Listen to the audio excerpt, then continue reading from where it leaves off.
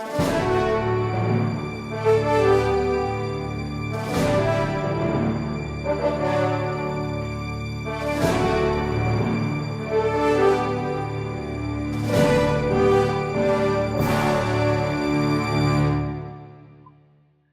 everyone, this is Jen Artan, and I'm going to talk to you a little bit about my paper topic, which is personalized learning in adult and continuing education.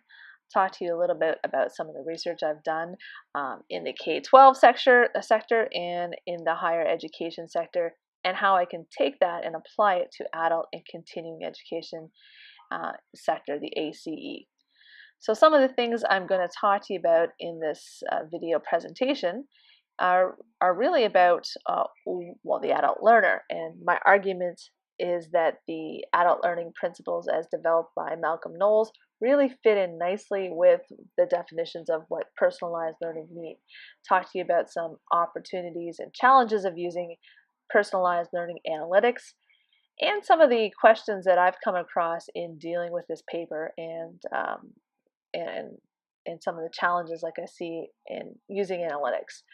So Malcolm Knowles, as we know, the father of andragogy, talking about assumptions, key assumptions in how adults learn, and how adults need to be engaged in relevant and meaningful activity as opposed to the child learner, adults needing to see the immediate relevance to their everyday workplace lives.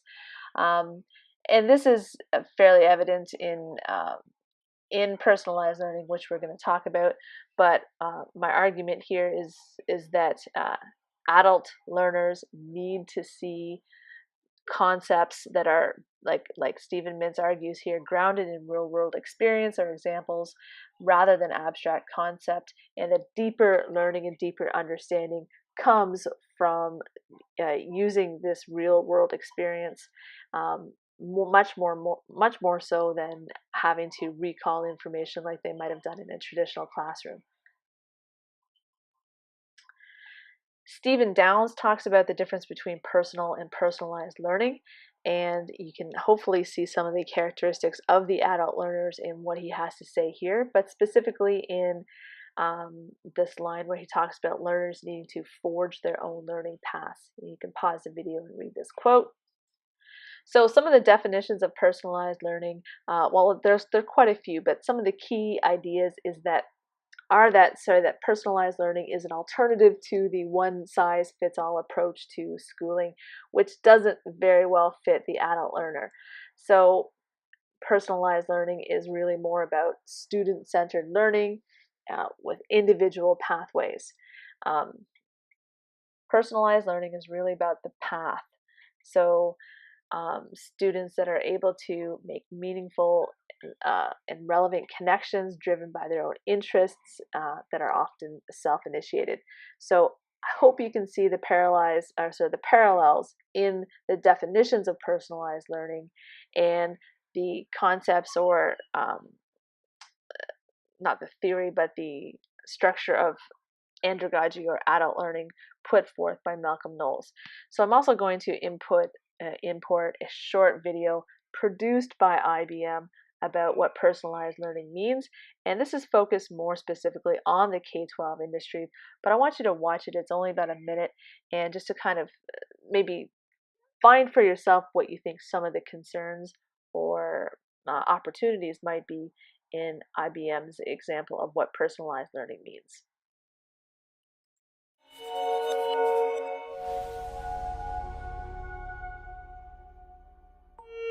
Ignacio Estrada said, "If a child can't learn the way we teach, maybe we should teach the way they learn." Who knows who Ignacio Estrada is, but his words are prophetic. Because in 5 years, classrooms themselves will learn about each student, then personalize coursework accordingly. Today, nearly 2 out of every 3 adults worldwide have not achieved the equivalent of a high school education. Of course, teachers do teach to individual student needs, as much as they can in a class that might have 30 kids. But soon, with the help of cloud-based learning systems, teachers' efforts will go much further. Imagine a system that knows you're a visual learner with a math phobia. Imagine also that you are that person. Not only will the classroom create a lesson plan to help you master algebra, It'll preempt difficulties in calculus and even tailor coursework toward a specific career, maybe even one that involves math. With time, teachers will be able to reach more students in more meaningful ways. And with students learning at their own pace, we'll move beyond grades, credits, and syllabi. I love it when I have the chance to say syllabi. It's the end of the era of one-size-fits-all education and the beginning of personalized experiential learning. And isn't learning what education's all about? So that video really kind of highlights what they mean by personalized learning, especially when they were talking about how the classroom will learn you, and it's concerning and interesting at the same time about how personalized learning analytics can be used to help guide learning. So in this paper in the paper that I'm writing, I'm really looking at some of the claims. By proponents of personalized learning. And so some of the claims by proponents of personalized learning include the following, and you can pause the video to read this, but there are other claims as well that I will be pursuing in my paper. But these claims are pretty incredible. And if it were true, and if it is true, then it's definitely something that I'd argue that we need to pursue in adult and continuing education, because it is to everyone's best interest to improve all of the above here: student retention, engagement, confidence, accountability, all of the above. In an interview with the University of Michigan physics professor Timothy McKay, he talks a little bit about how analytics are being used at the University of Michigan, and showing how analytics can be used to help teachers and students to get to get their full potential. And he talks about the challenges of a class of 400 students and how analytics can actually help tailor the course to not just the median student, but to all students. And with proponents of analytics, there's also critics, and some of the critics do talk about some of the problems. And some of the critics look at some of the issues, such as the fact that personalized learning is anything but personalized, and that it's impersonal and dehumanizing. So again, some of the problems that I am going to be looking at include the following, and you can pause the video to look at some of those issues. But all of the above are real concerns that we need to look at. This is just a brief outlook of the e-learning industry. It is rather large, but I don't have time to talk about this in the video presentation, and I will be touching on that in my paper. So how does it all come together? Well, I hope that you can see my argument that personalized learning definitions do embody many of the key characteristics of adult learning, as put out by Malcolm Knowles and others, such as the individualized pathways, the relevance to the immediate workplace, and student control, autonomy, and those sorts of things. And I would also argue that personalized learning in today's higher education and adult and continuing education needs to have a kind of technology, and it needs to have analytics in order for it to work, in order for it to be delivered or implemented with adult learners. But that definitely comes with challenges and problems that I'm going to talk about in just a second.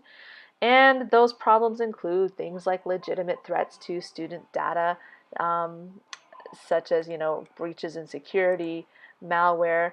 A recent investigation by Audrey Waters found that security breaches were widespread among K-12 and higher education, including Edmodo, which had 77 million user accounts stolen, data breaches at the University of Alberta, Stanford, Chicago Public School Board, Essex County School Board, University of Maine, Trinity College. Doug Levin reports that over 280 incidents have occurred since January 2016, and it is evident that schools are not prepared for cybersecurity attacks. But despite not being prepared for the cybersecurity attacks, I think that there are enough advantages, and there are quite a few opportunities that we can gather from analytics that come out of personalized learning, and that personalized learning can help to improve learning outcomes in adult learners and in other types of learners as well. But what is evident as well is that I would argue that more research on the impact of data collection and learner analytics needs to be conducted by non-biased parties, so that you can get a clear idea of the impact of personalized learning technology in adult learners. So I'm still looking for answers to some questions in this paper. I'm still happily investigating it. But is there a real concern about the influence of educational technology industries in education, or is that just a given? And other things like research. There needs to be more, and there needs to be more in higher education. And specifically, how can I apply this learning about personalized learning to my context, which is adult ESL? Thank you very much for listening to my presentation. And if you have any discussion questions, please feel free to add them to the forum. I look forward to hearing your own video reports as well. Thank you very much.